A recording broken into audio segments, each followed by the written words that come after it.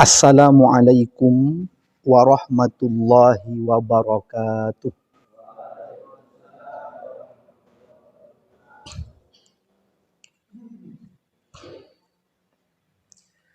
Alhamdulillah wassalatu wassalamu ala Rasulillah Nabiyyina Muhammad ibn Abdillah wa ala alihi wa sahbihi wa mawalah.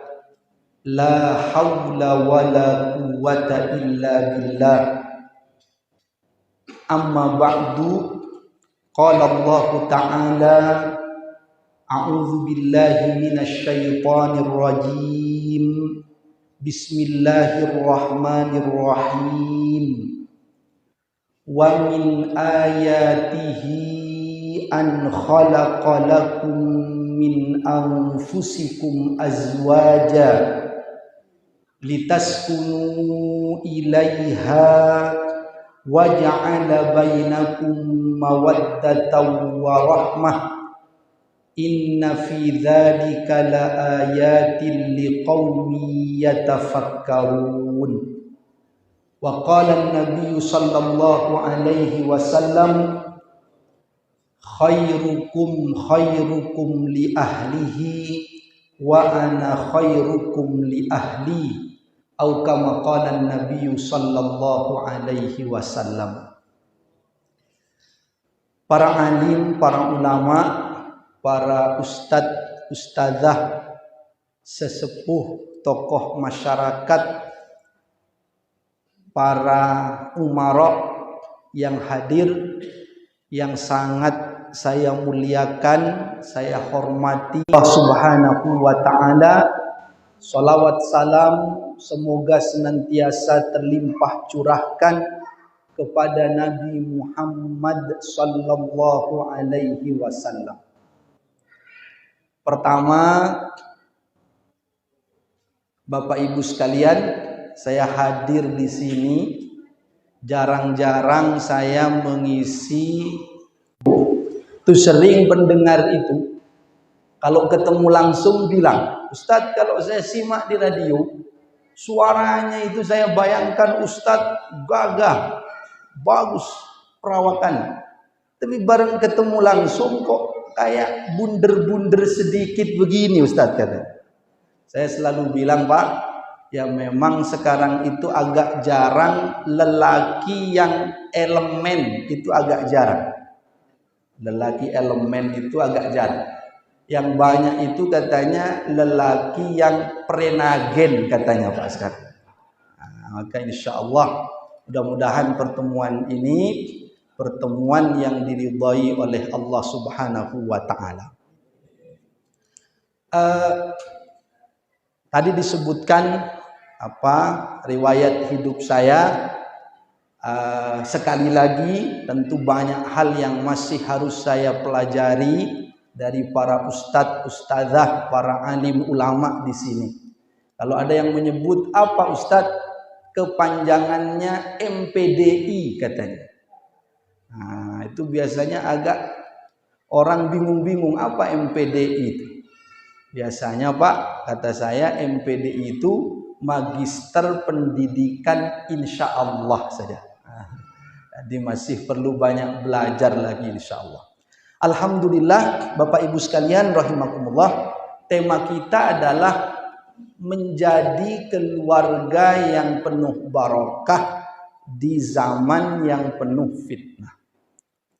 Saya ingin awali dari ayat Al-Quran tentang keluarga.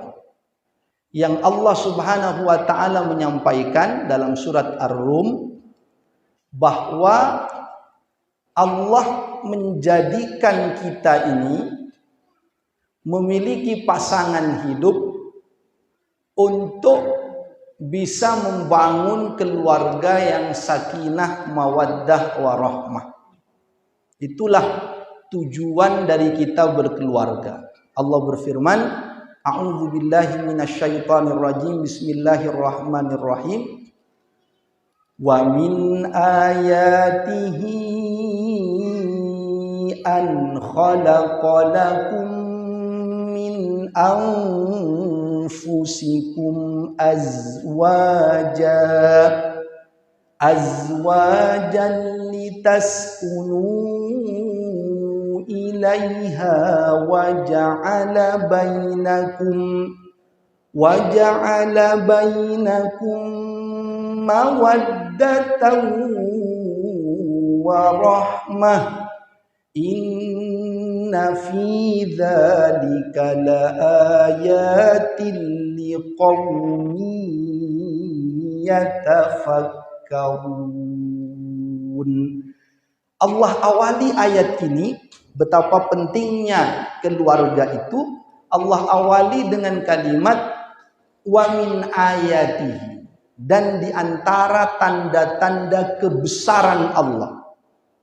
Jadi keluarga ini Allah awali ayat tentang pernikahan, tentang keluarga ini dengan kalimat dan diantara tanda-tanda kebesaran Allah adalah menciptakan dari jenis. Sungguhnya yang demikian itu ada tanda-tanda kebesaran Allah bagi orang-orang yang berpikir. Lihat ayat ini. Diawali dengan wa min ayatihi, tanda-tanda kebesaran Allah, lalu Allah bercerita tentang keluarga, ditutup dengan kalimat inna fi dzalika laayatin liqaumin yatafakkarun. Sesungguhnya pada yang demikian itu adalah tanda-tanda kebesaran Allah bagi orang-orang yang berfikir. Diawali dengan Allah menyebut tanda-tanda kebesaran, ditutup dengan Allah menyebut ini tanda-tanda kebesaran. Artinya keluarga itu bukan sesuatu yang biasa-biasa, yang ala kadarnya, tak kita jaga dengan sungguh-sungguh. Sudahlah, anak-anak begitu saja rutinitasnya, tak dikawal sungguh-sungguh. Suami dan istri sibuk bekerja, sibuk beraktivitas, tak dikawal sungguh-sungguh. Ini kata Allah tanda-tanda kebesaran Allah Subhanahu wa ta'ala. Bahkan kalau kita cermati, di antara tanda-tanda kebesaran Allah di muka bumi ini, tanda-tanda kebesaran Allah itu banyak, Pak. Matahari, inna syamsa wal qamara ayatani min ayatillah. Misalkan ketika Nabi menyebut tentang gerhana, sesungguhnya matahari dan bulan adalah dua tanda di antara tanda-tanda kebesaran Allah. Lautnya tanda-tanda kebesaran Allah, gunungnya tanda-tanda kebesaran Allah. Tapi semua tanda-tanda kebesaran Allah itu ternyata kalau kita perhatikan itu semua ada pada tempatnya. Karena itu ada di bumi. Tapi yang terjadi pada manusia, yaitu keluarga, itu adalah khalifahnya, pengelola bumi ini. Maka lebih dahsyat lagi tanda-tanda Allah yang berupa pernikahan keluarga yang menjalaninya adalah manusia. Lebih dahsyat lagi dari tanda-tanda alam yang lainnya tadi. Kenapa? Karena kata Allah, manusia itu makhluk yang paling istimewa. Bagaimana itu ayatnya? Walaqad karramna bani adama wa hamalnahum fil barri wal bahri wa razaqnahum minat thayyibat wa faddalnahum ala katsirin mimman khalaqna tafdila. Bukan daratan lautan. kami beri dia rizki, kami beri rizki yang baik-baik, dan kami lebihkan, utamakan dia dibandingkan dengan makhluk-makhluk lainnya. Wa faddalnahum ala katsirin mimman khalaqna tafdila. Maka kalau apa yang terjadi di alam ini saja sudah tanda-tanda kebesaran Allah, gunung meletus, gerhana, tsunami, gempa bumi, itu secara kedahsyatan tanda-tanda kebesaran Allah, ternyata Allah sebut ada lagi yang lebih luar biasa lagi. Karena ini menyangkut penghuninya, menyangkut manusianya. Apa itu? Pernikahan atau keluarga yang dibina. Sebab ini penghuninya, ini pengelolanya. Kita ambil contoh Pak, misalkan antara rumah dengan orang yang di dalam rumah, sebagus apapun rumahnya, tetaplah yang lebih berharga adalah orang yang ada di dalam rumah itu. Betapapun bagusnya kendaraan, hebat kendaraannya, tapi tetaplah yang lebih berharga keselamatan orang yang ada dalam kendaraan itu. Alam ini dahsyat, ciptaan Allah luar biasa. Tapi keluarga-keluarga, manusia-manusianya menikah, punya keturunan, ini tanda-tanda kebesaran Allah yang lebih dahsyat lagi untuk dijaga, untuk betul-betul dikawal dengan sungguh-sungguh. Maka harus terus belajar, terus berikhtiar menjaga keluarga ini menjadi keluarga yang penuh barokah. Karena ini masih banyak adik-adik yang mungkin masih pendidikan ya di pesantren, nanti persiapan ke pernikahan. Karena itu Pak katanya Bu, saking dahsyatnya tanda-tanda kebesaran Allah berupa pernikahan atau keluarga ini, biasanya orang kalau akad nikah itu sampai grogi katanya Pak. Itu deg-degan. Tuh ada itu Pak, saya lihat di YouTube itu, kata penghulunya, sebut saja namanya saya lupa, sebut saja mempelainya namanya Muhammad katanya. Kata penghulunya, sebentar Mas saya tuntaskan, baru jenengan ijab qabulnya baru jenengan jawab. Kata penghulunya, ya Muhammad, saya nikahkan engkau dengan Siti Maryam binti Ahmad Saleh yang walinya diwakilkan kepada saya dengan mas kawin seperangkat alat salat dibayar tunai. Harusnya Mas Muhammadnya bilang saya terima nikahnya dan seterusnya. Ini karena grogi Pak, karena berkeluarga itu penting sekali. Penghulunya bilang dengan mas kawin seperangkat alat sholat dibayar tunai. Mas Muhammad bilang sah katanya. Ini antara grogi dan kesusu ini Pak. Maka orang itu deg-degan Pak kalau akad nikah itu. Tapi menariknya adik-adik sekalian, kalau suami-suami itu deg-degan saat akad nikah, calon suaminya deg-degan, itu katanya Pak, calon istri itu malah senang di dalam itu. Kalau suaminya deg-degan akad nikah, itu calon istri senang di dalam. Kenapa? Karena kalau deg-degan berarti itu pengalaman pertama. Kalau terlalu lancar itu mencurigakan itu Pak. Terlalu senyum-senyum lancar sekali, oh itu bahaya. Kita kira ini entah yang keberapa kali. Walaupun boleh Pak ya. Tapi sekali lagi, ini tanda-tanda kebesaran Allah yang luar biasa sekali. Maka penting untuk betul-betul dijaga, untuk betul-betul dirawat, dikawal. Tidak ala kadarnya saja berjalan keluarga.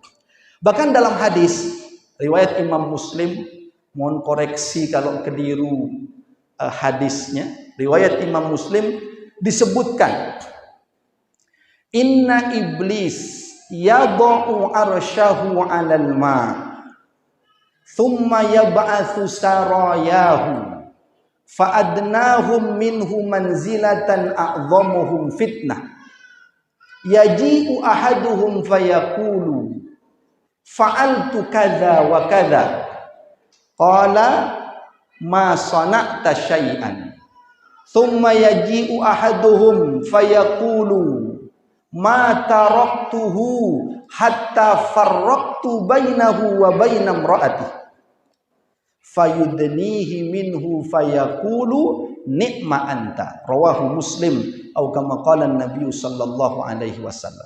Sesungguhnya iblis itu, kata Nabi, meletakkan singgasananya di air, di laut. Kemudian iblis mengutus pasukan-pasukannya untuk menggoda manusia. Datang salah satu pasukannya berkata kepada iblis, aku sudah fa'altu kadza wa kadza, aku sudah melakukan ini, sudah kurusak itu manusia itu. Mungkin dirusak dengan minuman keras, dirusak dengan judi, sudah aku rusak. Apa kata iblis? Ma sana'ta syai'an, engkau belum berbuat apa-apa. Itu biasa itu. Itu ndak istimewa itu.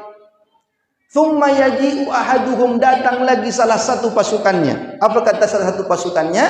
Kata dia, ma taraktuhu hatta farraqtu bainahu wa baina imra'atihi. Kalau aku tidak meninggalkan dia, aku goda terus dia sampai aku pastikan dia bercerai dari istrinya. Itu yang aku lakukan. Aku goda terus sampai bercerai dia dari istri.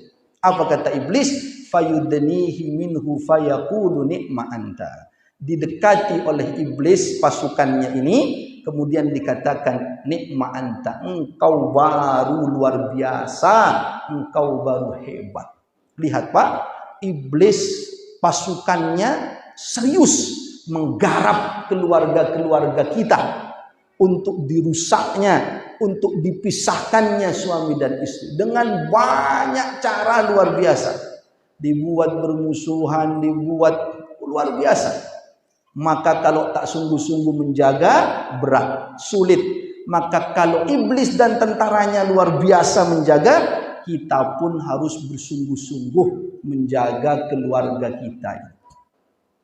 Maka bagaimana sekarang menjaga keluarga kita agar betul-betul bisa menjadi keluarga yang sakinah, mawaddah, warahmah? Nah, tentu Pak, kalau dari awal, karena adik-adik ini belum nikah, sejak memilih itu sudah diingatkan oleh Nabi, fadfar bidzatid din taribat yadaka. Pilihlah yang terbaik agamanya agar kamu beruntung. Nah, itu sejak awal, adik-adik nanti jangan main-main. Kalau agama itu sudah paling inti. Itu sudah penentu. Kalau yang lain-lain masih bisa dipertimbangkan. Tapi kalau sudah agama, ini menjadi penentu. Agar tak rugi dia nanti saat berkeluarga. Agama yang paling. Maka Pak, banyak sekarang mertua-mertua itu mencari menantu yang jelas agamanya. Utamanya sekarang yang dicari kalau di kota-kota yang hafal Al-Quran. Ini dicari mantu-mantu yang hafal Quran. Siapapun mencari. Sampai katanya kan ada anekdot itu Pak. Seorang kiai juga ingin menantu yang hafal Quran. Anekdot ini Pak. Tidak nyata anekdot itu. Lalu banyaklah santrinya yang daftar katanya. Satu maju. Siapa namamu nak? Kata mertua, kata kiai. Nama saya Pak Kiai Yasin katanya. Apa kata Kiai? Kalau begitu hafalkan surat Yasin. Nah, Kiainya luar biasa Pak. Maka disuruh hafalkan surat Yasin. Dites hafalan. Setelah Yasin belakangnya maju. Siapa namamu nak? Nama saya Toha. Nah, lumayan ini Pak Toha. Kalau begitu hafalkan surat Toha. Karena Kiainya ingin mencari yang terbaik agamanya. Di belakangnya Toha ini Pak, deg-degan kemeringet santri urutan ketiga karena namanya Imron. Nah, ini deg-degan ini Pak. Namanya Imron. Majulah dia dengan keringat dinginnya. Namamu siapa nak? Nama saya Imron Pak Kiai. Pak Kiai mau bilang hafalkan surat Ali Imron. Tapi sebelum Pak Kiai bilang begitu, namamu siapa nak? Nama saya Imron Pak Kiai. Kata Pak Kiai mau bilang sudah, langsung anak ini berkata, nama saya Imron Pak Kiai, tapi biasa dipanggil Kulhu katanya Pak. Ini mundur dulu itu. Bahaya kalau disuruh belajar Imron ini. Hafalan berat ini. Maka cari dari awal. Jangan main-main dengan agama. Maaf adik-adik, saya mungkin cerita sedikit saja untuk kita ambil iktibarnya. Maaf. Ada yang menikah karena hanya kecantikan. Setelah menikah, apa yang terjadi? Na'udzubillah. Ternyata beliaunya memiliki masa lalu yang kurang baik. Maka kemudian terlaksanalah berumah tanggalah. Alhamdulillah beliau semakin bertaubat, semakin mengarah kepada yang baik. Tapi dulu memang yang laki-laki memilih karena kecantikannya semata-mata. Na'udzubillah. Beliaunya bercerita Pak, betapa rumah tangganya tak bahagia. Kenapa? Maaf, tak perlu kita detailkan, tapi ambil hikmahnya, karena selalu terhantui dengan masa lalu istrinya. Tak bahagia, selalu terhantui, karena dari awal tahu akhlaknya tak baik, cuman karena terpikat dengan kecantikannya saja. Ternyata itu membebani secara psikologi sampai bertahun-tahun pernikahan. Karena ingat dengan masa lalu istri. Walaupun dari sisi orang yang bertaubat, kita katakan sebagaimana hadis Nabi, at-taibu minadz-dzambi kaman la dzambalah. Itu dari sisi orang yang bertaubat. Tapi maksud saya, adik-adik ketika memilih, pertimbangan utama adalah agama. Maka benar kata Nabi, fadfar bidzatiddin taribat yadaka, agar kita ini bahagia, agar kita ini nyaman. Itu dari awal Pak. Nah sekarang sudah menjalani pernikahan, karena sekarang ada bapak-bapaknya, ada ibu-ibunya. Maka caranya untuk merajut sakinah itu harus tinggal bersama. Dalam makna ada kedekatan, ada kehangatan dalam keluarga. Itu penopang sakinah pertama. Karena ayatnya mengatakan litaskunu ilaiha, agar kamu tinggal bersamanya dengan tenang, dengan tentram. Itu idealnya. Bahwa ada orang yang tak bisa bersama karena mungkin harus bekerja di luar negeri, TNI harus dinas jauh. Maka minimal kebersamaan yang hangat, komunikasinya harus lancar. Karena penopang sakinah pertama, kebersamaan. Apakah fisik atau minimal komunikasinya harus lancar. Kalaupun dia terpaksa harus berjauhan. Ini penopang pertama, ada kebersamaan yang hangat. Maka sesibuk apapun bapak-bapak bekerja, luangkan waktu untuk makan bersama dengan keluarga, apalagi di perkotaan Pak yang sibuk-sibuk begitu. Luangkan waktu. Karena itu penopang sakinah yang pertama kalau kita ambil dari ayat ini.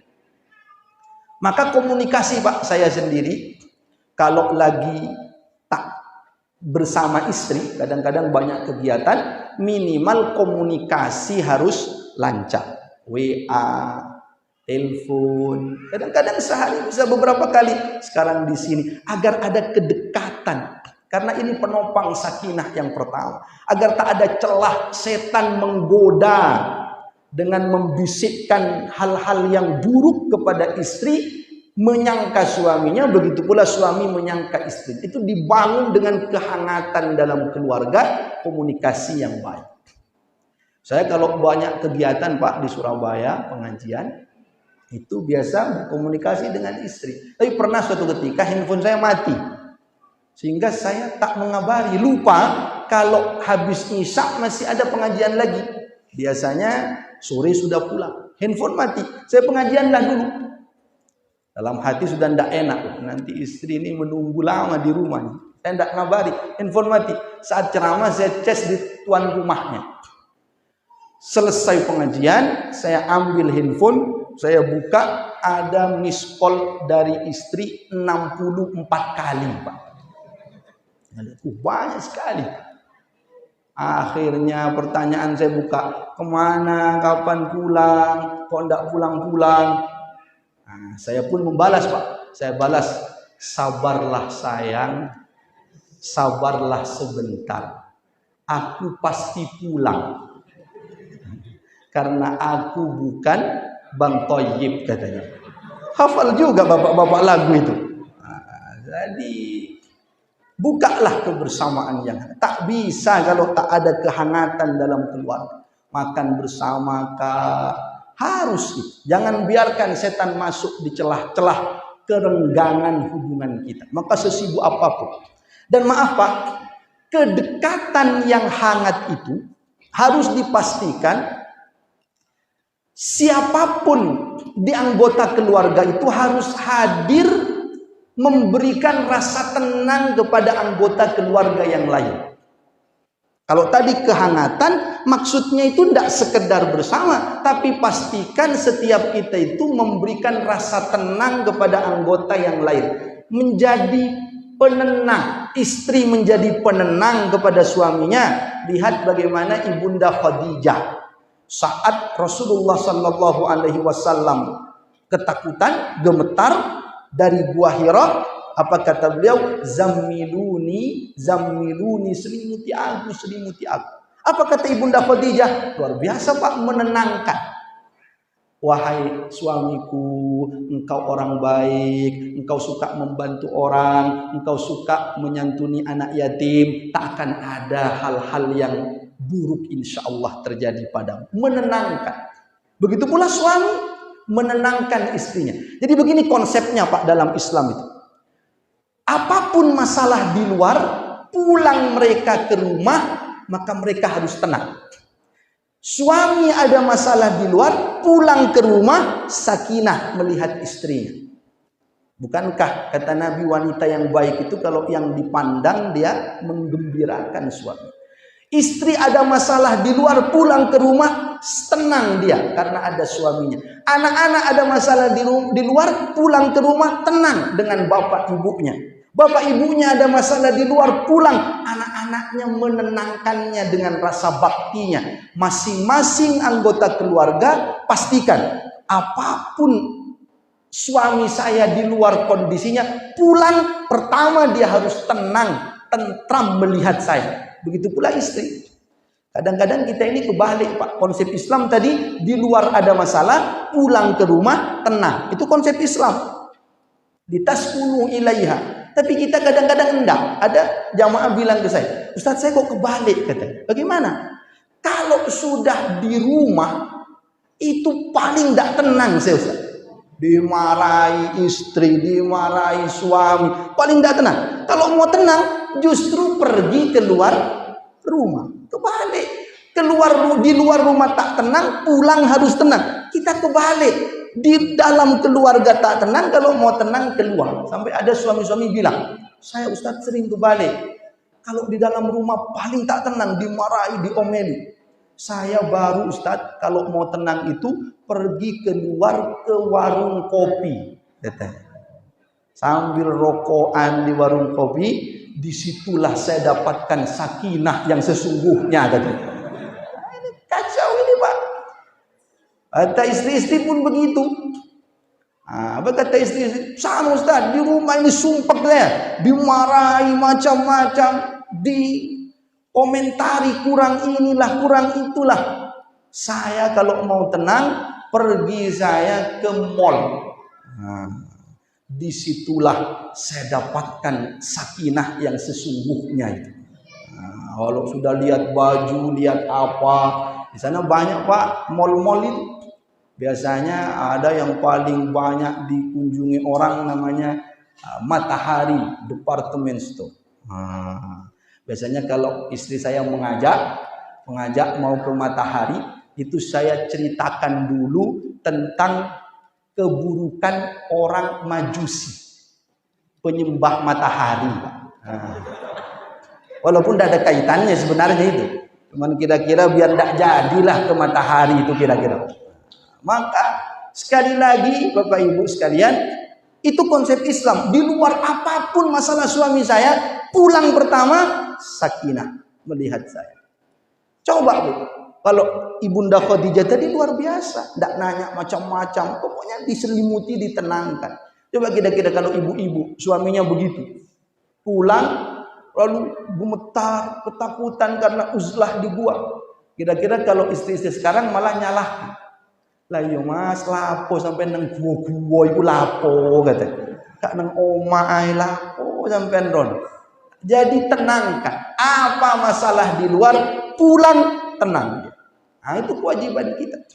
Setelah itu apakah sudah selesai Pak sakinah itu? Belum. Penopang kedua dalam kajian saya, setelah kebersamaan yang hangat, saling memberi rasa tenang, berikutnya Pak, sambung ketenangan, kehangatan dalam keluarga itu dengan kehangatan kebersamaan dengan Allah Subhanahu wa ta'ala. Baru di situ dapat sakinah yang sesungguhnya. Hangat dalam keluarga, romantis dia Pak, tapi tak nyambung dengan Allah, dia belum dapat sakinah yang sesungguhnya. Allah sampaikan dalam surat At-Taubah, kisah tentang hijrahnya Nabi dan Abu Bakar As-Siddiq radhiyallahu anhu. A'udzu billahi minasyaitonir rajim. Illa tansuruhu faqad nasarahu Allah idh akhrajahu alladhina kafaru thaniya ithnaini idh huma fil ghar idh yaqulu li sahibihi la tahzan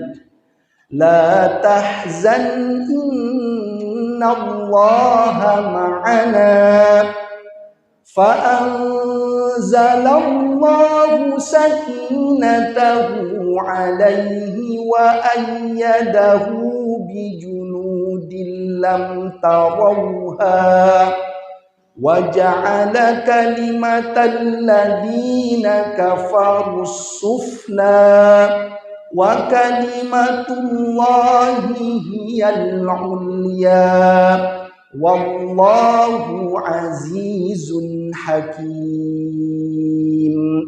Allah menyampaikan ketika itu berhijrahlah Nabi dan Abu Bakar As-Siddiq, lalu agar tak langsung disangka oleh orang kafir Quraisy, maka Nabi ke gua terlebih dahulu bersama Abu Bakar As-Siddiq radhiyallahu anhu. Ketika di gua itu Pak, Nabi itu ada di gua bersama Abu Bakar As-Siddiq. Sudah ada kebersamaan yang hangat, teman, sahabat. Maka lebih tenang daripada sendirian, ada sahabat yang menenangkan, saling berbagi, saling menguatkan. Sudah bagus. Ini penopang sakinah yang pertama tadi, kebersamaan yang hangat, saling memberi ketenangan, sudah bagus. Tapi ternyata Abu Bakar As-Siddiq radhiyallahu anhu masih was-was, masih ada khawatir-khawatir. Padahal sudah bersama, sudah saling menguatkan, sudah saling menenangkan, masih ada was-was. Namanya manusia. Lalu Nabi mengatakan, la tahzan innallaha ma'ana. Jangan khawatir. Kita ini bahasa kita tidak hanya berdua, kita ini menyambung kebersamaan kita juga dengan Allah. Sambung dengan Allah Subhanahu wa ta'ala. Maka saya ingatkan Pak, kalau di perkotaan jangan lupa misalkan habis maghrib itu bersama membaca Quran. Mungkin kalau Bapak, maka tak cukup Pak datang ke rumah, Papa datang, Bapak datang, tak cukup. Itu bagus menjalin kehangatan, tapi awali dulu dengan salam. Assalamualaikum warahmatullahi wabarakatuh. Nyambung juga dengan Allah Subhanahu wa taala.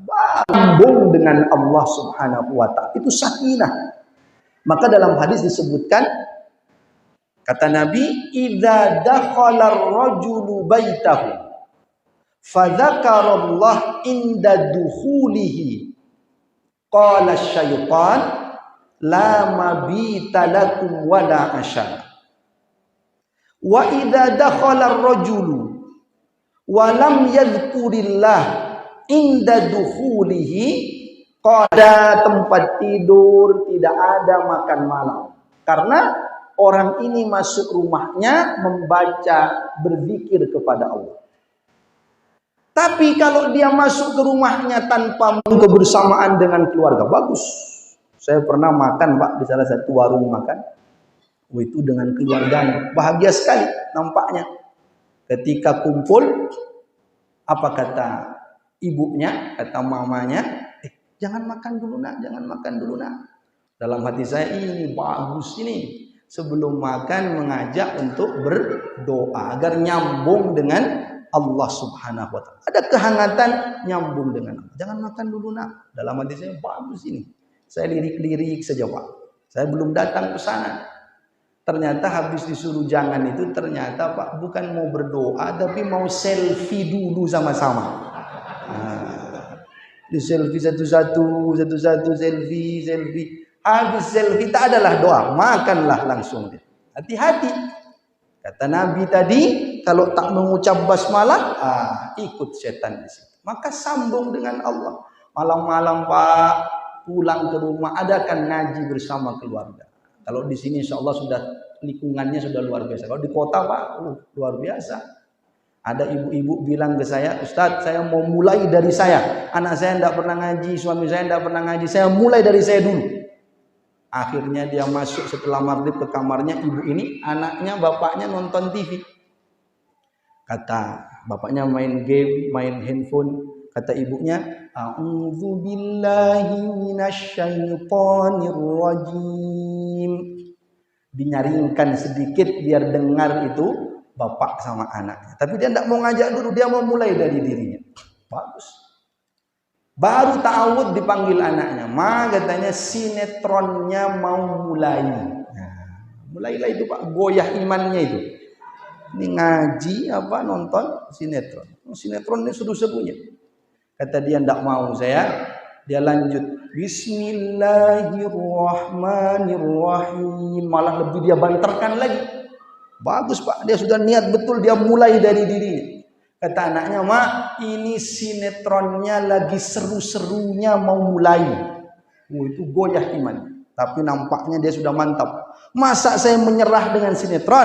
Baru ta'awud dan basmalah. Kata dia, minimal saya baca satu kalimat sajalah dulu. Dia tarik nafas, dia baca Shadaqallahul Azim. Dia lari ke sinetron itu Pak. Tak jadi dia lanjut baca Quran. Goyah ini Pak. Kata Nabi, maaf Pak, sedekat apapun dengan keluarga, jangan lupa nyambung dengan Allah. Bahkan, maaf, nah ini khusus untuk bapak-bapak. Ada saat paling dekat antara suami dan istri itu yang orang lain tak tahu. Hanya dia dan istrinya saja. Saat terdekat itu pun kata Nabi, jangan putus nyambung dengan Allah Subhanahu wa taala. Karena sakinah itu tak didapat hanya dengan kebersamaan hangat antar keluarga, tapi harus nyambung kepada Allah. Maka maaf Pak, saat suaminya mendatangi istrinya tak ada yang tahu, hanya dia dengan istrinya. Kata Nabi, jangan lupa tetap berdoa nyambung dengan Allah Subhanahu wa taala. Bagaimana doanya Bapak-bapak? Kalau adik-adik mungkin nanti pelajarannya. Bagaimana doanya Pak? Kalau di sini insya Allah hafal semua Pak. Kalau di kota kadang-kadang perlu dites satu-satu Pak. Karena kadang suka lupa. Jangan lupa doanya. Bagaimana doanya Pak? Allahumma barik lana fima razaqtana. Doa makan itu Pak. Hati-hati keliru. Allahumma. Bagus. Takut-takut laka sumtu wa bika amantu. Gua puasa. Allahumma jannibna syaitan wa jannibis syaitana ma razaqtan. Kata Nabi, yuqaddar bainahuma waladun fi dzalika lam yadurruhu syaitanun abadan, atau kama qala Nabi sallallahu alaihi wasallam. Kalau ditakdirkan lahir anak dari hubungan suami istri itu, maka dia akan tidak bisa anak itu diganggu, disesatkan oleh setan selama-lamanya, tak bisa disesatkan oleh setan. Maka Pak, nyambung dengan Allah, nyambung dengan sesama, dengan keluarga, dekat sambung dengan Allah. Maka saya senang Pak kalau bapak-bapak ngajak jalan-jalan istri kemana, itu suasananya jangan lepas dari suasana agama. Lihat deh, itu tanam-tanaman, Rabbana ma khalaqta hadza batila. Kalau hanya maaf-maaf Pak, maaf-maaf, kadang-kadang kemana-mana asik liburan kemana, senang makan di hotel yang enak, tapi tak nyambung dengan Allah, rapuh keluarganya. Setelah itu ternyata di tempat makan ketemu dengan maaf pacarnya, mantannya dulu. Kacaulah keluarga. Banyak Pak buka bersama di kota-kota besar berakhir dengan cerai. Karena ketemu dia dengan temannya, mantannya. Ketemulah dia dengan mantannya. Mulailah tukar WA. Agar tak ketahuan istrinya, diberi nama Andar. Kayak nama cowok. Padahal namanya Wulandari. Nah, Andar. Nelpon malam-malam terus, nelpon terus. Siapa sih Mas Andar ini? Sudahlah, dia teman tuh waktu buka bersama tadi. Istrinya diam saja, lama-lama tak tahan istrinya Pak, curiga, dilihat handphone suaminya, ternyata ini temannya dulu namanya Wulandari. Istrinya diam Pak, istrinya luar biasa ini, dia tahan emosi. Apa yang terjadi?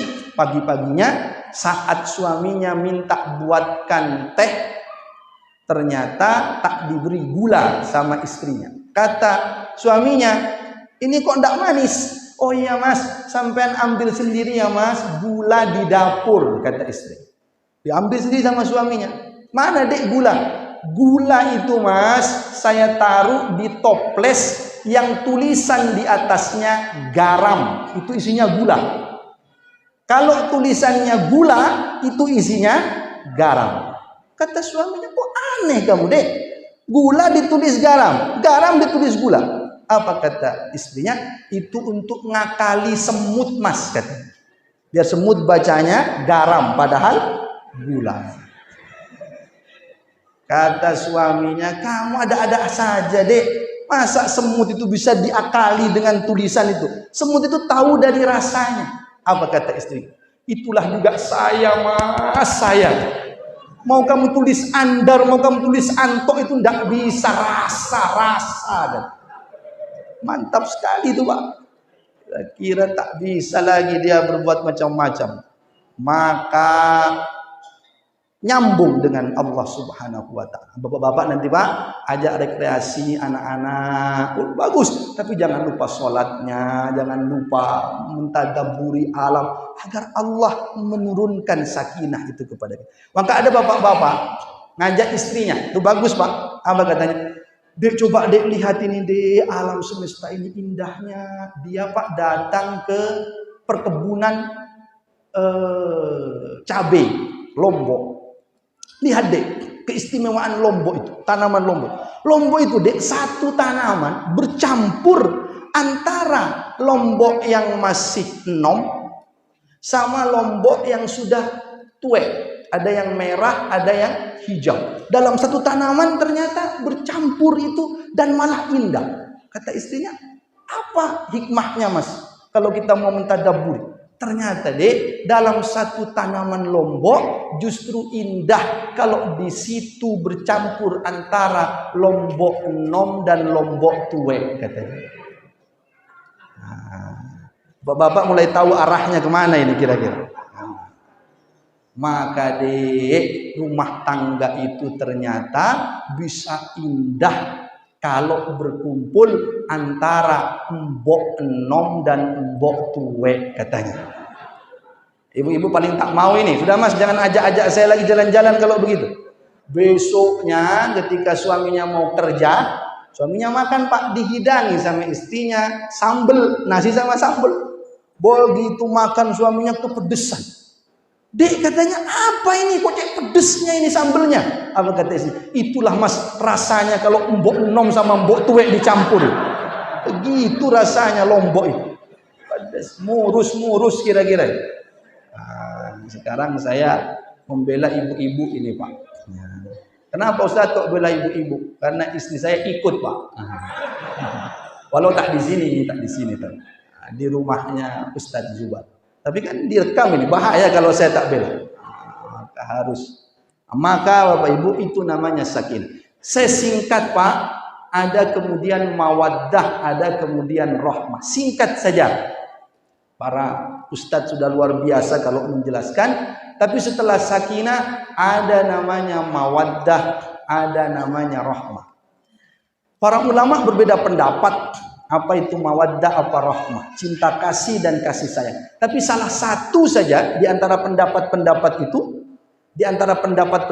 itu, disebutkan bahwa mawaddah itu cinta kasih yang lebih bersifat fisik, kebendaan.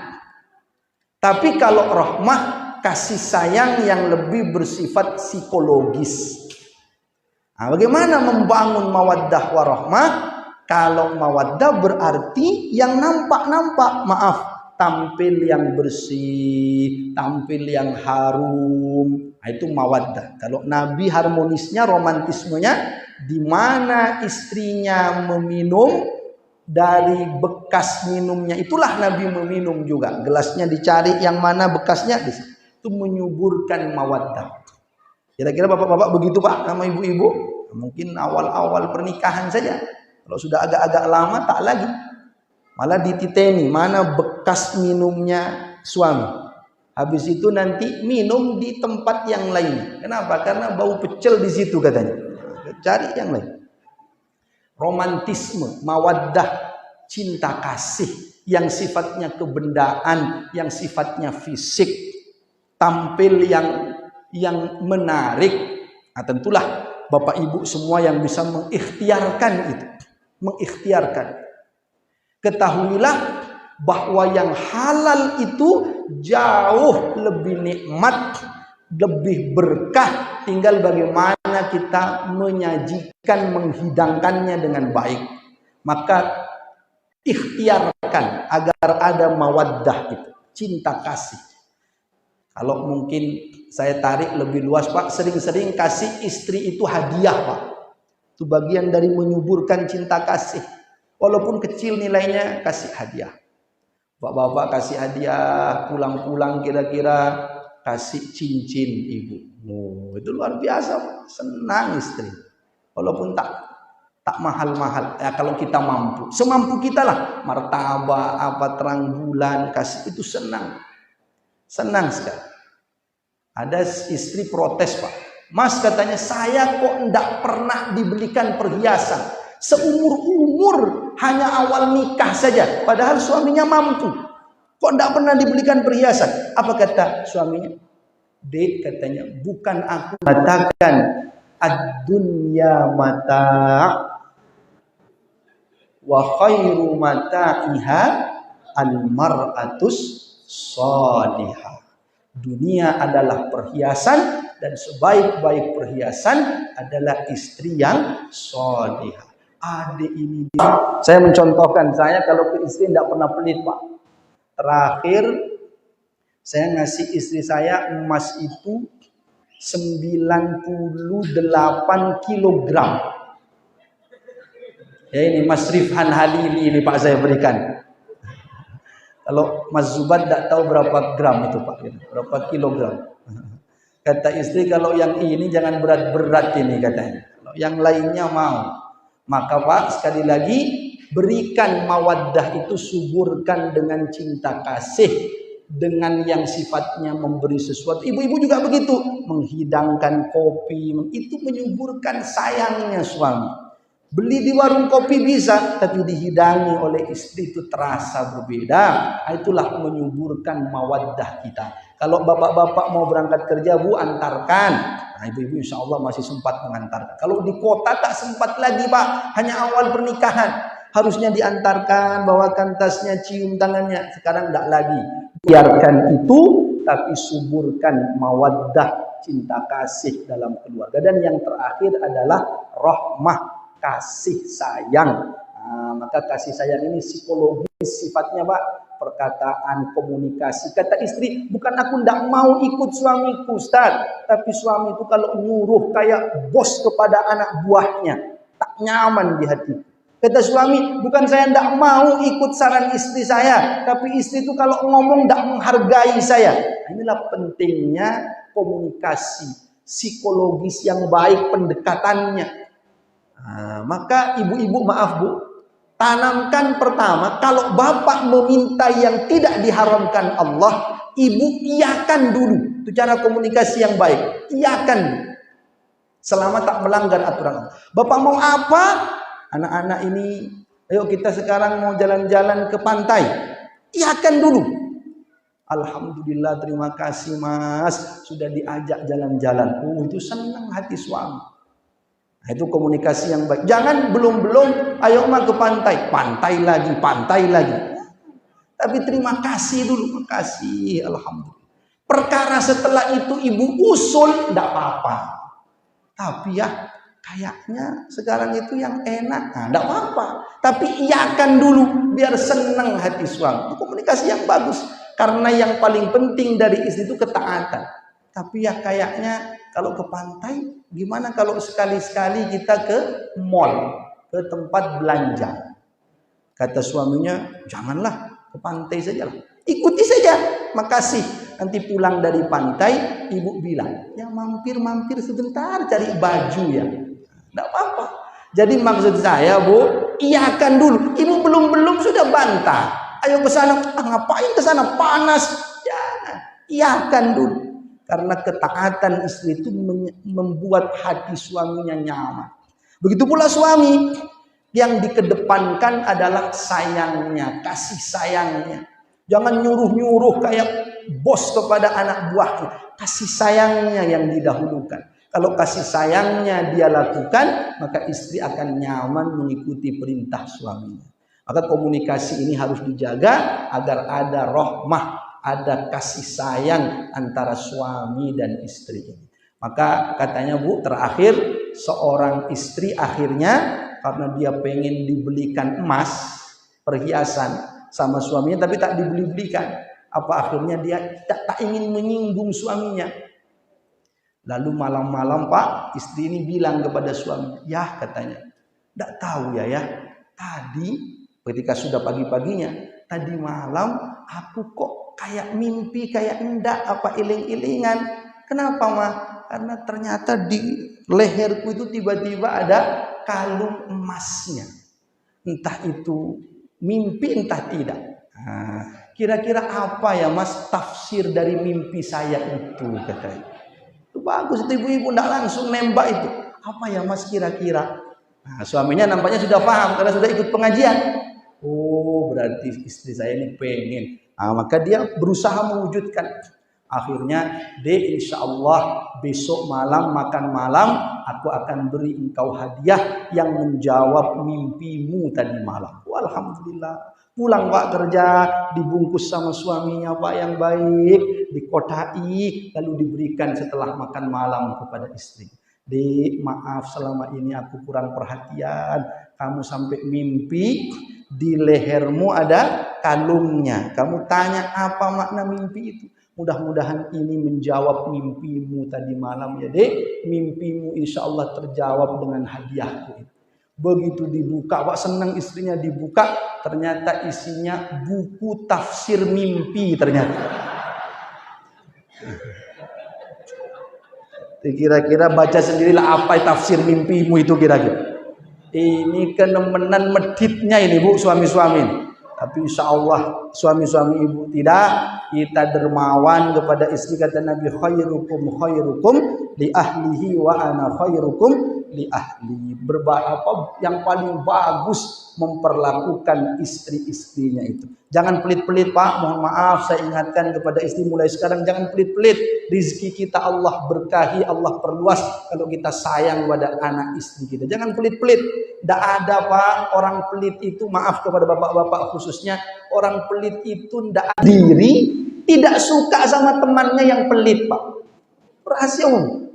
Cek medite sikon gitu. Padahal podo medite sama dia.